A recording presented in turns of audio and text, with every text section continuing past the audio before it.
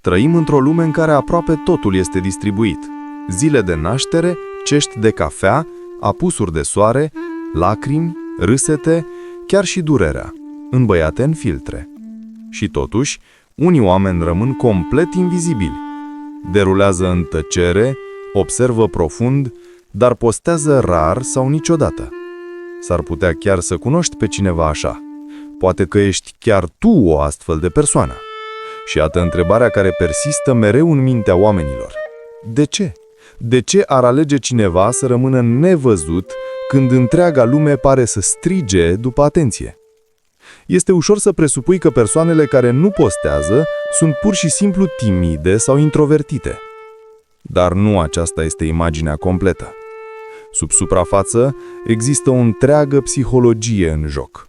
Una care spune multe despre natura umană, percepția de sine și rebeliunea tăcută împotriva unei culturi obsedate de vizibilitate.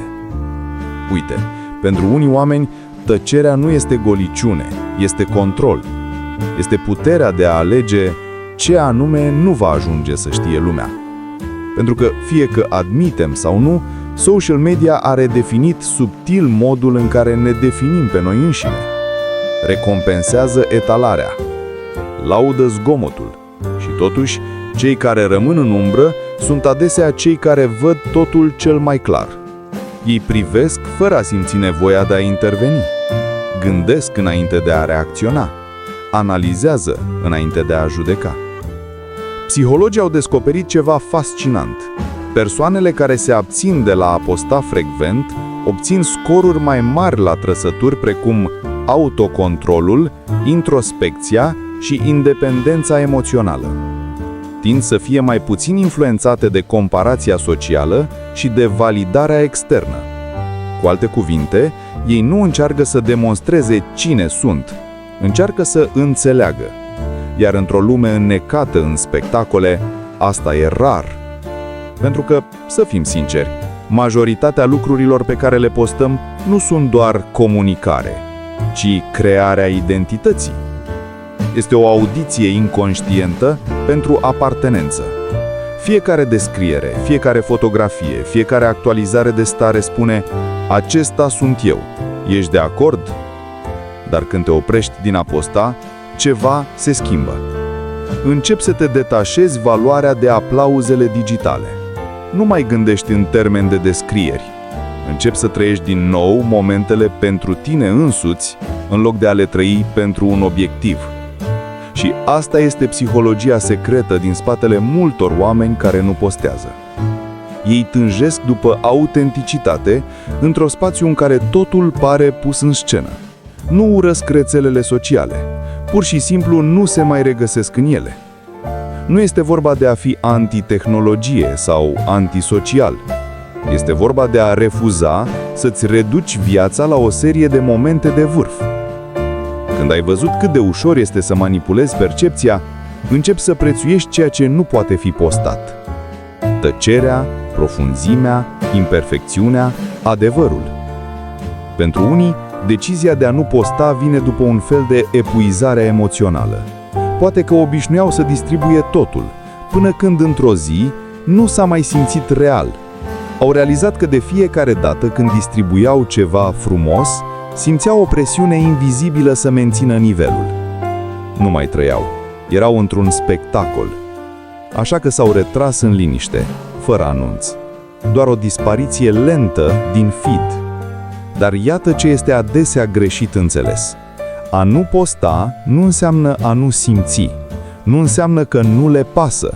Adesea înseamnă că le pasă prea mult de prezență, de semnificație, de protejarea ceea ce este sacru. Există un concept în psihologie numit proprietate psihologică. Este sentimentul că ceva îți aparține profund, un gând, o memorie, o experiență. Și când postezi, acel sentiment de proprietate se estompează puțin. Momentul devine proprietate comună, deschizi judecății, interpretării greșite, chiar și ridiculizării. Așadar, oamenii care nu postează adesea își păzesc sentimentul de proprietate asupra vieții înseși. Își păstrează momentele, intangibile, private, pure. Și poate că asta nu este tristețe sau izolare. Poate că este un soi tăcut de libertate. Gândește-te, când a fost ultima dată când ai făcut ceva semnificativ și nu ai simțit nevoia să îl distribui? Când ai râs, ai plâns sau ai realizat ceva și nu te-ai gândit imediat să postezi online? Acel reflex, acea nevoie de a etala, nu este naturală, este condiționată. Este produsul unui deceniu de like-uri, distribuiri și bucle de dopamină care ne antrenează creierul să echivaleze validarea cu valoarea. Iar când cineva iese din acel sistem, se poate simți ca o rebeliune, dar este și o vindecare. Încep să redescopere simplitatea de a face lucruri pentru ei înșiși, din nou. Gătesc fără a fotografia, călătoresc fără a eticheta, simt fără a explica. În acel spațiu se trezește ceva, o formă de conștientizare de sine care nu are nevoie de public. Dar nu toți cei care nu postează o fac dintr-un loc al păcii. Unii sunt mânați de frică. Frica de judecată, de respingere sau de a fi înțeles greșit. Rețelele sociale au amplificat o formă subtilă de anxietate pe care psihologii o numesc presiune de autoprezentare. Este conștientizarea constantă că ești urmărit, chiar dacă nu ești. Iar pentru mulți asta este epuizant. Își fac griji că ceea ce spun ar putea fi interpretat greșit, sau mai rău, ignorat. Așa că se retrag nu pentru că nu vor să se conecteze, ci pentru că costul vizibilității pare prea mare. Vor să fie văzuți, dar numai cu adevărat, nu superficial. Și în mod ironic, uneori cei mai tăcuți oameni online au cele mai zgomotoase gânduri în mintea lor. Nu sunt absenți, sunt plini, doar că aleg liniștea în locul spectacolului. Există o subtonalitate filozofică profundă în această tăcere. Într-o lume în care spune constant, privește-mă, alegerea invizibilității devine o formă de autodefinire. Spune, eu exist dincolo de percepția ta. Ei pot derula prin viețile altora, dând din cap, zâmbind, uneori suferind, dar rare ori proiectează, pentru că înțeleg ceva ce majoritatea nu înțeleg. Nu tot ce experimentezi este menit să fie mărturisit. Uneori cele mai profunde lucruri din viață, creșterea, durerea, transformarea, se întâmplă în liniște, nevăzute, nepostate. Și când ai trăit destule din astfel de transformări private, începi să realizezi că a fi nevăzut nu înseamnă a fi nesemnificativ. De fapt, acolo se formează identitatea, nu se interpretează.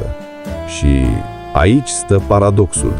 Social media a fost desenată să ne conecteze și totuși, adesea, îi face pe oameni să se simtă mai izolați ca niciodată.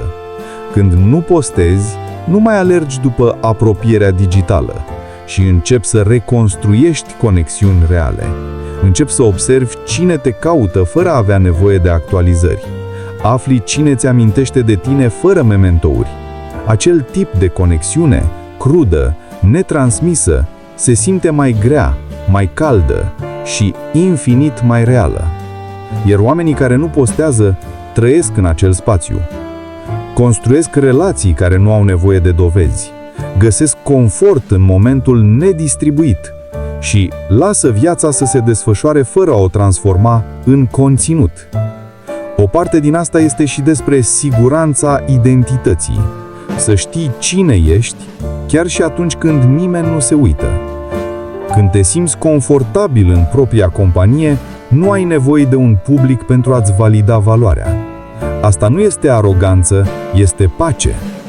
Și, ironic, în mod ironic, aceiași oameni care nu postează au adesea cele mai interesante povești de spus, dar le păstrează pentru când stați față în față, nu în fața ecranului. Pentru că pentru ei, conexiunea reală nu se măsoară în comentarii sau like-uri. Se măsoară în tăcere comună, în priviri care se întâlnesc, în râsete care nu au nevoie de martori. Aceștia sunt oamenii care poartă lume în ei, care procesează profund, observă constant și înțeleg în tăcere, nu au nevoie ca lumea să le aplaude existența, au nevoie doar să o trăiască. Și poate că doar poate, într-o lume atât de disperată să fie văzută, tăcerea lor nu este un defect. Este o oglindă, o amintire că nu tot ceea ce este semnificativ trebuie distribuit, că uneori cel mai uman lucru pe care poți să-l faci este să păstrezi ceva în întregime pentru tine. Pentru că, știi ce e fascinant? Cu cât stă cineva mai mult timp departe de rețelele sociale, cu atât începe să vadă lumea diferit. Culorile par mai rochite, timpul pare mai lent, conversațiile par mai pline. E ca și cum te îndepărtezi de zgomot, face ca totul să devină real. Din nou, pentru că când te oprești